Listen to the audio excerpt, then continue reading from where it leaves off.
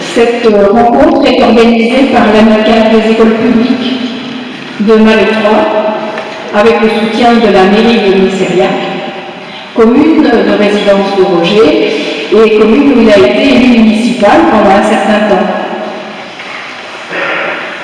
Plusieurs témoignages sont prévus en alternance avec montage vidéo ou avec musique ou chant. Voilà, donc je vais appeler Madame Christelle Marcy, nouvelle maire de Missériac, avec Jean-Yves Dany, ancien maire de Missériac.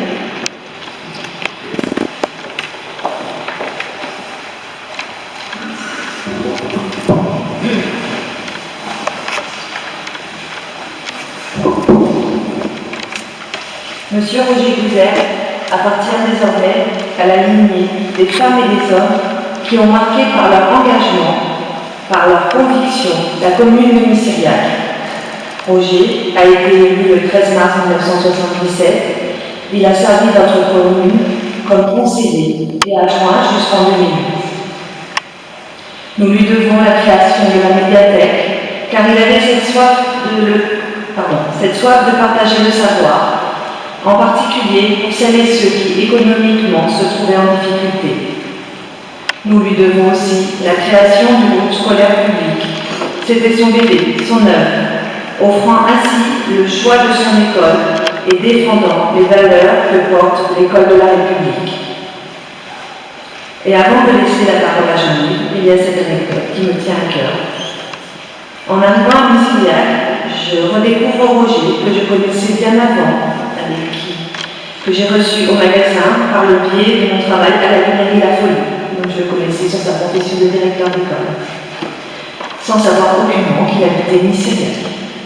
Merci à vous, Monsieur Gouzert. Merci Christelle. Quelques jours avant que tu nous quittes, nous avons échangé quelques mots au téléphone avec Marie, échangeant sur ton état de santé. Tu me disais, tu m'appelais toujours comme ça, ah, grand chef, on a connu mieux. Ces quelques mots étaient, comme à ton habitude, empreints d'un brin d'humour. Mais il y avait beaucoup de mélancolie. Cette mélancolie qui pressentait que tu t'engageais dans ce dernier combat qui nous attend tous. Pour ma part, je vais vous parler de Roger, que j'ai connu comme élu. Alors, jeune élu, assis à ses côtés, à cette table du conseil, tu en imposais avec cette gouaille des gens de mer. Mais derrière ce capitaine, il y avait tant d'humanité, de bienveillance, et cet humour que nous partagions au grand désespoir des deux mères que nous avons servis, Édouard et Pierre. Et puisque nous sommes entre nous, je vais vous faire une confidence. Après chaque réunion du conseil à Missériac, chaque mois, nous fêtions l'anniversaire d'un élu. Et nous étions tous impatients de voir venir le tour de Roger, car nous avions le Lorrain, le gâteau de ton enfance, une affaire de famille, que tu préparais et que tu partageais avec gourmandise, et avec bien sûr les anecdotes de ta boulangerie natale à Lebrun-les-Terres. Nous en étions même à souhaiter que tu sois né 2 fois dans la vie. Je ne reviendrai pas sur ton travail de conseiller et d'adjoint, car Christelle l'a déjà fait, mais je garderai le souvenir de tes envolées lyriques et tes prises de parole, avec toujours la même introduction. Allons, un peu comme si tu sonnais la fin de la récréation. Alors je suis très fier, Roger, d'avoir fait un bout de chemin avec toi, et comme politiquement, on était certes un peu isolés, mais nous étions proches, je garderai le souvenir de nos échanges, là où nous refaisions le monde et la politique locale. Et je te dois un grand merci, Roger, car tu avais la générosité d'un conseil, d'un avis. Merci.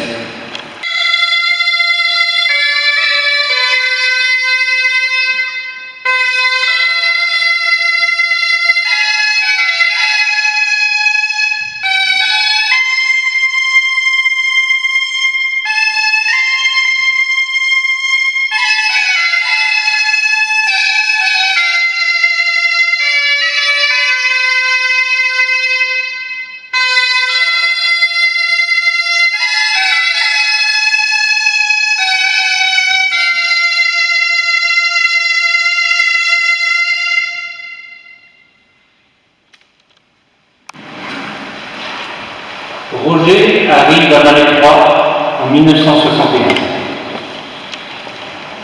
1962, cours élémentaire, deuxième année. Ce jour-là, où le regard du maître traverse la cour de récréation et se pose sur mon camarade et moi, nous baissons la tête, pensant qu'à cet instant, nous sera fait une remarque.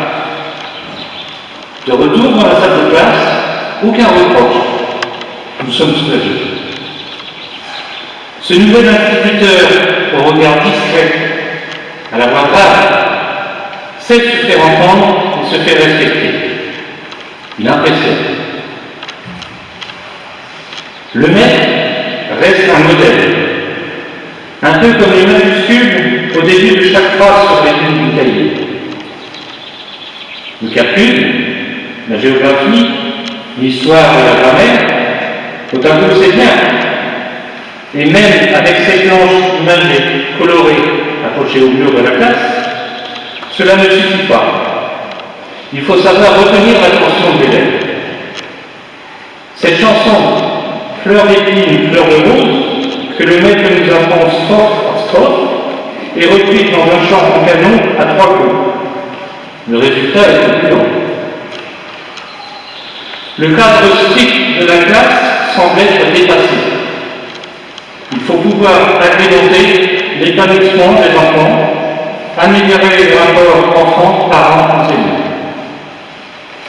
Début des années 60, l'initiative et la détermination de parents réunis en amicale de l'école conduit à réaliser ce qui devient la colonie Saint-Jacques en Sarthe.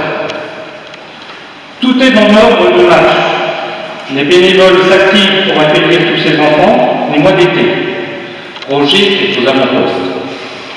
Les premières colonies commencent. Souvenons-nous de ce vieux car hybride qui nous emmenait de la rive sur le toit. La route était parfois longue. Enfin, peu avant midi, nous découvrons un coin de la Grande Bleue. Changement important de la classe traditionnelle, les premières classes de mer à Sarzeau en 1972. La découverte du milieu marin, les premières régates à bord d'un optimiste. Cela ne s'arrête pas là. La montagne aussi, ça se gagne, ça vous gagne. La première classe de mer voit le jour en 1985 et est renouvelée tous les 2 ans.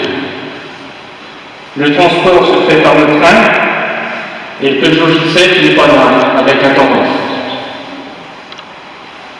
1989, une révolution. La naissance du syndicat conduit à la réalisation de travaux importants à l'école. Nous parlerons aussi de Lazare et son club de foot. À la fin des années 90, sous l'impulsion de Roger, le club amateur nautique de l'Amicale laïque est créé et il est fait l'acquisition de 2 voiles d'aviron de type Sail. Roger a toujours accordé une importance au bénévolat et à la solidité des amicalistes. La soirée de l'amicale, avec son bel grossesse qui viendra la Polopo, soirée importante puisqu'elle permet de réunir des finances pour les projets pédagogiques. Une soirée de retrouvailles entre anciens et nouveaux sympathisants amicalistes. Et à la fin, alors que les derniers coups de balai sont donnés, la chorale improvisée des gospels se met autour de Roger et de Maestro pour entonner le meilleur fromage, c'est la vache qui la vache est malade, le fromage est coulé. Nous n'oublions pas le marché de Noël, les études du vin chaud et la part du Lorrain, de Roger, qu'il fallait surtout ne pas oublier de réserver. Le secret de la recette est bien conservé. Le fils du boulanger savait se servir de la balance pour mesurer au gramme près les ingrédients.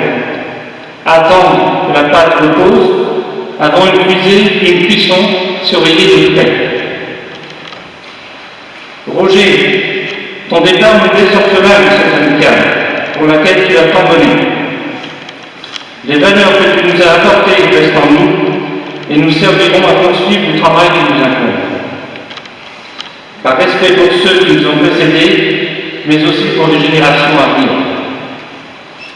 Le maître s'en est allé, mais nous ne manquerons pas à l'automne prochain de lui rendre un nouvel hommage en plantant un arbre dans le sol de cette colonie qui était sans bébé. Merci. Merci Eric et Jean-Marc de m'avoir sollicité pour cet hommage à Roger, sans doute du fait de la longue histoire commune que nous avons vécue. C'est un honneur, mais aussi une grande tristesse d'évoquer la mémoire d'un ami que l'on rencontre peu. J'ai en effet rencontré Roger, un peu avant Christian, qui nous a bien écouté ce qu'il nous a rappelé, pour la première fois en 1956. Moi, je n'étais pas très âgé, lui non plus, mais plus que moi, et au lycée de Vannes, au lycée Jules Simon à Vannes. J'étais en 6e, lui il était encore en terminale, je ne sais plus. Je ne l'ai guère côtoyé à cette époque, puisque entre les anciens et les plus jeunes, dans un lycée, il y avait un fossé, et en plus des cloisonnements entre les espaces de vie. Mais ce dont je me souviens, c'est que c'était déjà une forte personnalité au milieu de ses collègues. Et comme vous l'avez connu, vous n'en doutez pas. Notre parcours commun a réellement commencé en 1976 à la colo de Saint-Jacques, avec les directeurs qui sont là d'ailleurs, et nous formions un groupe très solidaire, dont il se réjouissait d'ailleurs, partageant les mêmes valeurs, et pour l'éducation bien sûr et l'approche des jeunes, mais il faut dire qu'il y avait pas mal d'enseignants et d'éducateurs, aussi bien d'autres professionnels, en particulier les professionnels du service, de la cuisine en particulier. Christian se souvient de ses cuisinières à l'époque, à la colo, et nous avions aussi Nicole, qui était l'économe, qui je crois dans le groupe a eu la plus grande longévité à la colo de Saint-Jacques. Et hélas, j'évoque ici Nicole parce qu'elle nous a quittés peu de temps après Roger. C'est hélas. Les apparitions de Roger à la colo provoquaient immédiatement un surcroît de sérieux chez les enfants, mais aussi dans le personnel. C'était très bien d'ailleurs, ainsi. Mais on voyait que pour les enfants, c'était le directeur d'école qui arrivait, c'était pas la détail de la colo. Il passait facilement, comme on l'a dit tout à l'heure, il passait facilement du moniteur de voile à la sécurité du bateau, avec son védiac, mais il n'hésitait pas non plus à devenir aide-moniteur, et quelquefois au moment de la sieste, et là je regarde ses fils, parce que je crois que ceux qui nous ont passé l'anecdote, il était sous la tente au moment de la sieste pour dégager un moniteur ou une monitrice, et il était exemplaire au point de s'endormir lui-même pour montrer aux enfants qu'il connaît non. Mais c'était très rare. Et nous avons alors tous mesuré les convictions très fortes, Christian en a parlé tout à l'heure, les convictions très fortes de Roger, en particulier sa détermination à défendre la laïcité et l'égalité des chances pour les gens, grâce à une authentique culture de gauche qui est évoquée un peu plus tard. Ce meneur d'hommes, parce que c'était un vrai meneur d'hommes, ceux qui ont été menés par lui le savent, ce meneur d'hommes savait entretenir les réseaux qui lui permettaient d'atteindre ses objectifs, en particulier pour la colonie, parce que c'était pas simple, et ce syndical était à cet égard exemplaire des objectifs, tout comme tout le personnel que nous avons connu pendant des années, qui avait un dévouement aussi remarquable.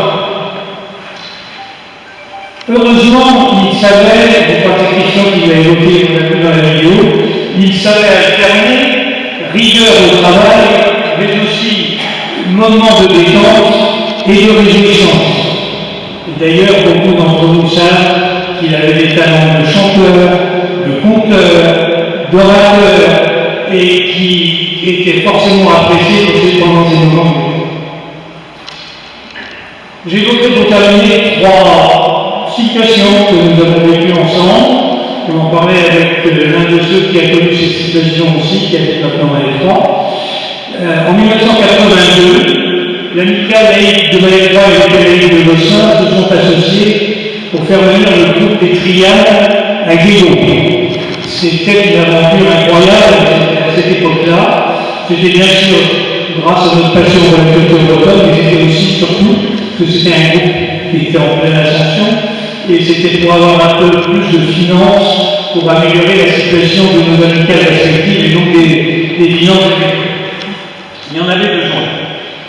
En 2005, nous avons aussi collaboré pour une manifestation très symbolique par rapport à ces convictions dont je viens de parler. Il s'agissait du centenaire de la loi de 1905 sur la laïcité. Et avec les amicales cette fois-là, bien sûr, que RL, Clément, je crois, nous avions fait venir la compagnie des réseaux de Brest qui avait monté un spectacle spécifiquement pour cette commémoration et qui avait connu un succès qui nous avait un petit peu surpris. En fin 2017, j'ai été obligé de faire appel à la mémoire de quelques autres, et ça a été rappelé, alors par Christian, en tout cas dans la vidéo tout de suite. J'ai le souvenir, ce sera une des dernières, des cérémonies très touchantes à la colo de Saint-Jacques où effectivement il a reçu la médaille de la Ligue française de l'enseignement. Il n'était pas tout seul, d'ailleurs, M. Christian l'a dit, et il l'avait reçu lui aussi. Et Roger nous avait invité, mon collègue Jean-Yves, ex-directeur de la colo de moi-même, pour justement prononcer les parcours de l'un et de l'autre. Ils étaient honorés et à juste. J'ai sûrement été trop long, mais comment évoquer l'action exemplaire et durable de Roger, engagé avec Christian à ses côtés, puis Marie, dans ce qu'il convient d'appeler une action missionnaire des enseignants publics, dans une région assez résistante à l'application des lois de la Troisième République, en ce qui concerne l'éducation, jusque dans les années 60. J'ai entendu qu'il est arrivé en 60 ou 61 avec 3. Il aurait pu en parler assez brillamment aussi. Moi j'étais en 65 alors j'en suis honneur de la première. Merci Roger pour ton instable implication et nul doute que tes proches, enfants et petits-enfants, garderont longtemps l'image de ce phare qui a guidé et entraîné plusieurs générations.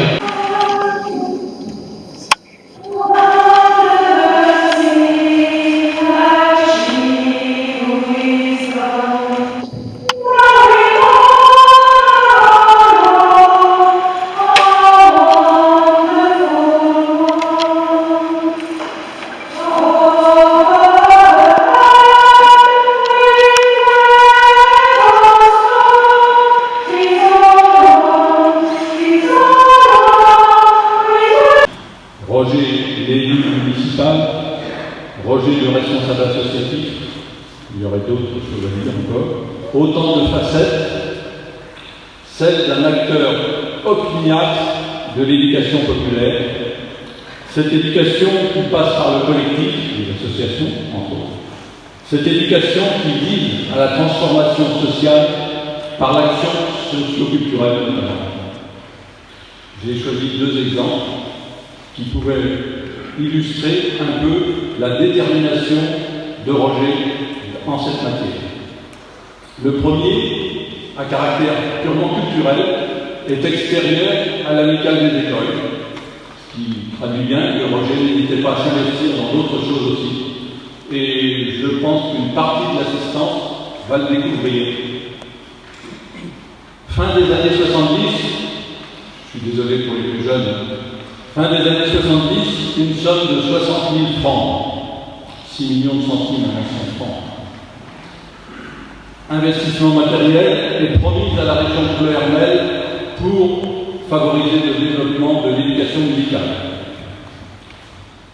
On a un contrat de pays qui permet cette arrivée.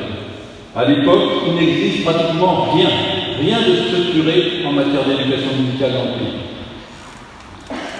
Roger s'investit dans un groupe de travail constitué par une demi-douzaine d'associations des secteurs de Guerre, Pleu-Hermel, Malétroit et Josselin. Ces associations portent un projet d'école de musique itinérante originale, où ce sont les enseignants qui se déplacent dans les communes, dans les écoles, et qui utilise un répertoire en partie s'appuyant sur le répertoire populaire local. Sa dénomination éveille à la musique au pays. La répartition de la manne financière doit être décidée en assemblée générale du syndicat intercommunal 113 de Bretagne, qui est une sorte de super intercommunalité du pays de Ploërmel, qui regroupe tout le nord-est de Morbihan. Seulement, le président de cette structure a déjà une idée arrêtée sur l'attribution de cette somme. Il veut favoriser le développement d'une école de musique classique à Josselin. Sa proximité géographique l'explique peut-être aussi, puisqu'il est du secteur de Lyon. Je ne le citerai pas. Roger fait partie de cette assemblée générale. Il a été élu par sa commune, délégué du syndicat 113 Bretagne. Il s'est posté au premier rang de l'assemblée. Dans la salle, il y a aussi quelques autres élus des secteurs concernés qui soutiennent le projet événementiel. Seulement, le président sentant que dans la salle, il n'aura pas la majorité pour son projet, opère des manœuvres dilatoires, des diversions, envisage de reporter à une autre assemblée ou une autre instance la décision. Roger insiste, revient à la charge régulièrement. Le président joue la montre, misant sur l'épuisement des troupes et que l'assemblée n'ait plus personne après pour qu'il décide tranquillement. Mais Roger reste jusqu'au bout et finalement obtient que l'assemblée prenne la décision. Finalement, donc, il obtient que 40 000 des 60 000 francs soient attribués à Éveil à la musique au pays, à ce projet. Cette école de musique a été pionnière en milieu rural. Elle a eu jusqu'à 1200 élèves, ce qui est exceptionnel, et a employé jusqu'à 12 personnes, ce sont 6 équivalents temps plein à peu près, 12 enseignants. Et elle a été donnée comme exemple en France, dans l'Hexagone, comme démarche musicale à l'école. Alors on l'a oublié parce que d'autres choses ont germé depuis, mais voilà, je pense qu'il a donné le coup de pouce au moment où il fallait pour que cette structure se mette en place. Deuxième exemple, qui est lui directement lié à l'amicale des écoles. Christian en a parlé tout à l'heure.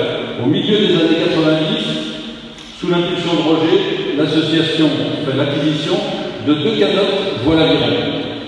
Des bateaux rustiques qui permettent de la navigation côtière, qui permettent d'aller sur les lacs, qui permettent d'aller en rivière.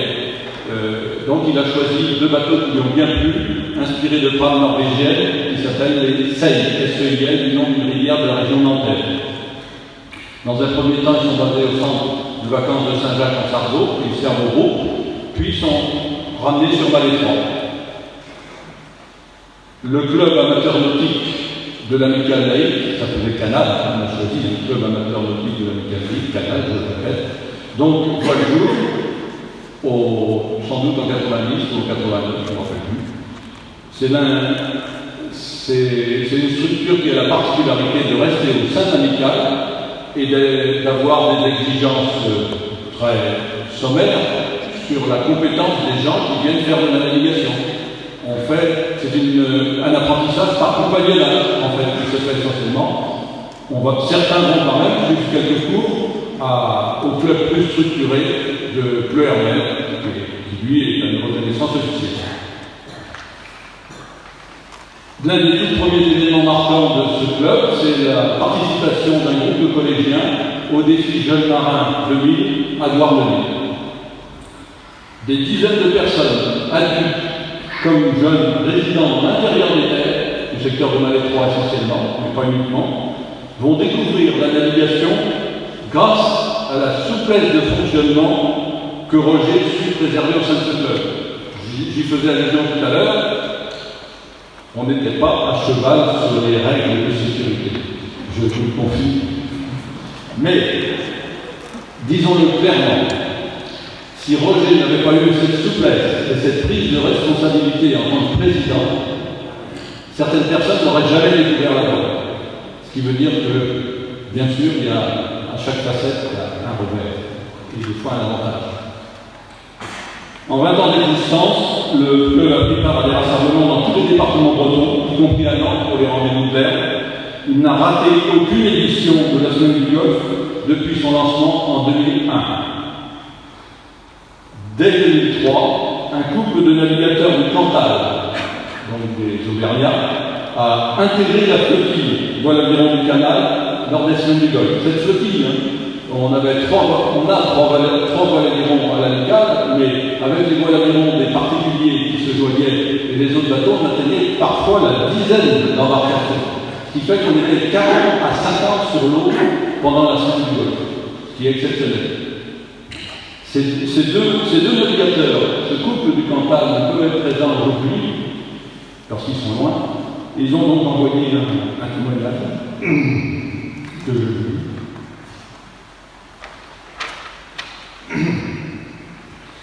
Roger,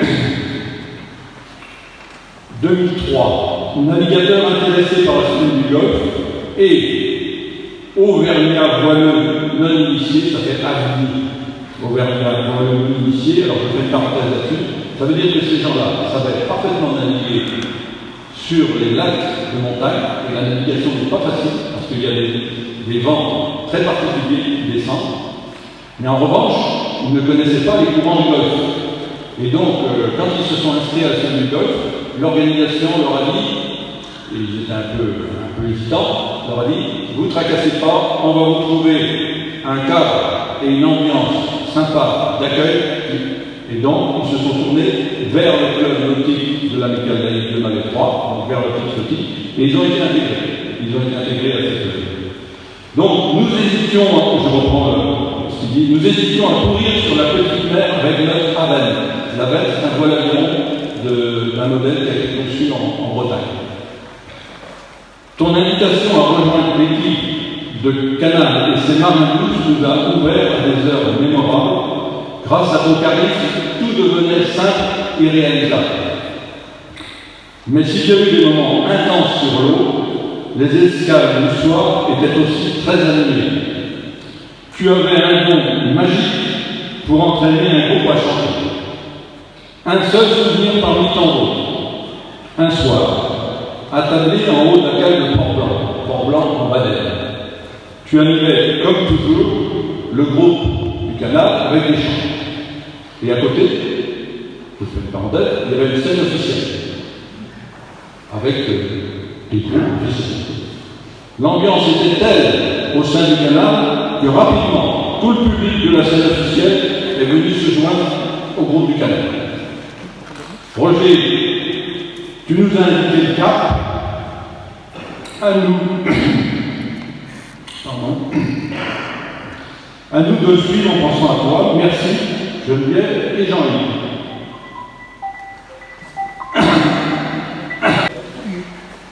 Merci Roger de nous avoir fait découvrir la belle fraternité des marins.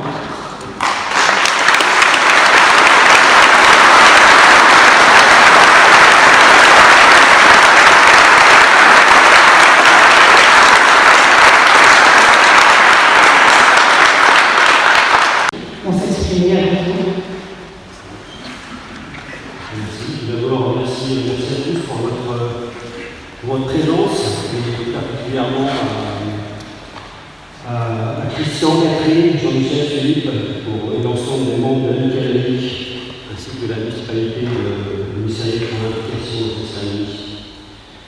En fait, je voulais simplement vous dire deux, trois mots au sujet de mon père et de l'héritage qu'il a donné.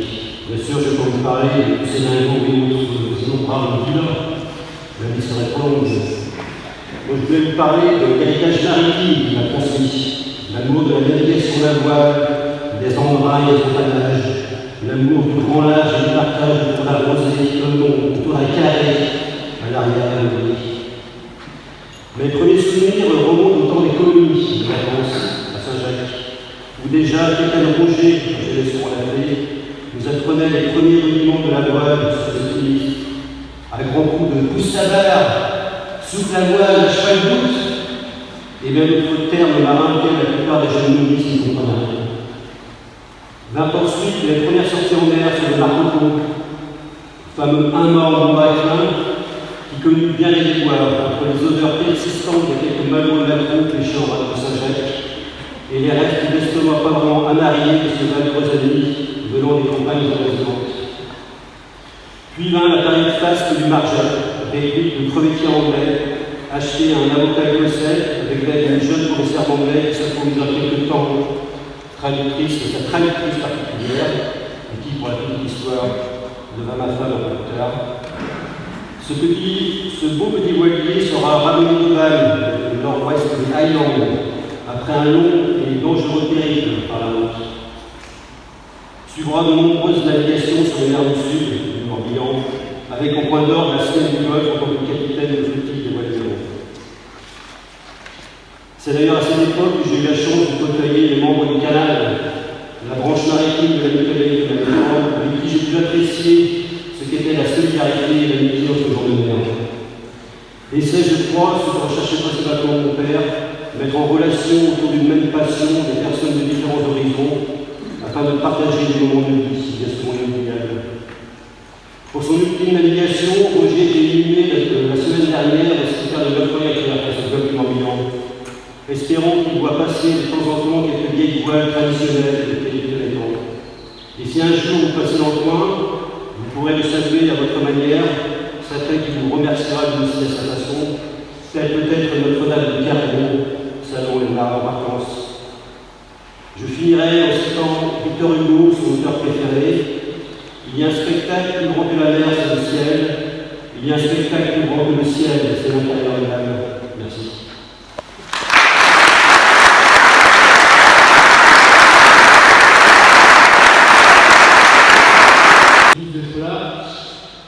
Dans une autre salle, au moment d'ici, il y a quelques années, une belle cérémonie avait eu lieu aussi pour notre mère.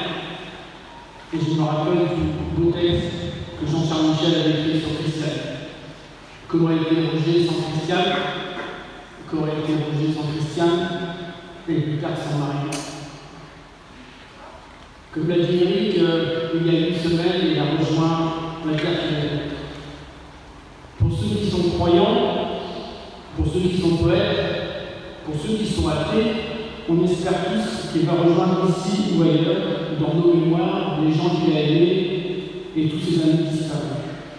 Maëtrois, Saint-Jacques, le Mariaquer, Roger avait écrit une belle vie dans ce triomphe, fait de rencontres, d'amitié, d'engagement, de controverses politiques, de rires, de chants, de voyages, de poésie, d'amour et parfois de tristesse. Malétroit, c'est l'école où, avec notre mère, ils faisaient toute leur carrière, ils aimaient leur travail et voulaient le meilleur pour leurs élèves.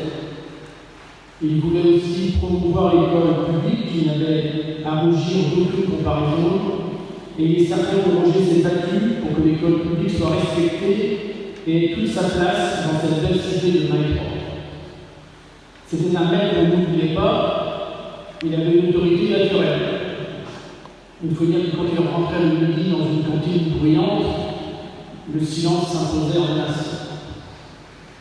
Il était aussi parfois surpris, comme ce jour où interpellant un élève visiblement dans la lune, alors Henri tu dors, celui-ci lui répondit « Non monsieur, je réfléchis ».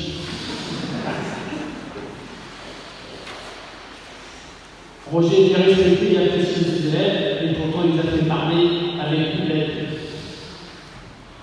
Saint-Jacques s'est bien entendu la colo, cette colo de l'amicale laïque de Malétroit, pour qui il a eu une passion et pour laquelle il s'est investi avec bonheur toute sa vie d'homme jusqu'à son dernier cycle, et même celui d'après. Cette colo, elle se trouve face à la mer, face à la grande roche que l'on peut atteindre à pied les jours de grande marée. Sur ces terrains, il existait à l'origine des villes qui ne devaient donner qu'un vin de gueule. De ces terrains, l'amicale laïque en a fait une maison commune. Depuis plus de 50 ans, des instituteurs, des parents, des directeurs, des hommes et des femmes se sont donné la main pour embellir et faire vivre ce lieu pour le bien-être des enfants. Roger en a été un artisan important. Il a uni toutes les bonnes volontés, tous les corps de métier, tous les savoir-faire. Il était le chef d'orchestre et de musicien hors pair. Évidemment, toute cette belle aventure, vous l'avez dit, n'a eu de sens que parce qu'elle a eu pour ciment l'amitié, la générosité, la convivialité, le respect et le partage. Dans mes souvenirs, j'entends encore les grands jouets de Rose Tour-Gérard et d'Adine Milou dans la cuisine de la colo. Je vois le sourire d'André Denis, descendant du J7, et la force tranquille de Jean Dubois, soulevant les armatures des tentes. Des milliers de sourires se sont croisés dans cet espace un peu rebutant. Espérons que dans 50 ans, des enfants pourront toujours rejoindre la grande roche depuis la colo. Hier, c'était la fin de l'école. Roger s'en est allé un peu avant. Tous vos témoignages et votre présence prouvent qu'au-delà de ces... Aussi aux élus, donc les élus ministériels et tous les autres élus qui sont dans la salle, notamment aussi à Paul Moulac, qui est élu. Et je pense que ce serait bien de terminer par un chant que nous connaissons un peu tous, notamment les gens du canal, Jean Canac, et dont j'ai quelques feuilles ici. Eric va nous accompagner à la guitare, et on va se mettre devant pour chanter. Et le lendemain, les Guadeloupéens, enfin, il y avait des gens, des jeunes de toute la France, et tout le monde demandait à Roger, mais Roger, chante-nous encore une chanson, chante-nous, etc. Il mettait une ambiance.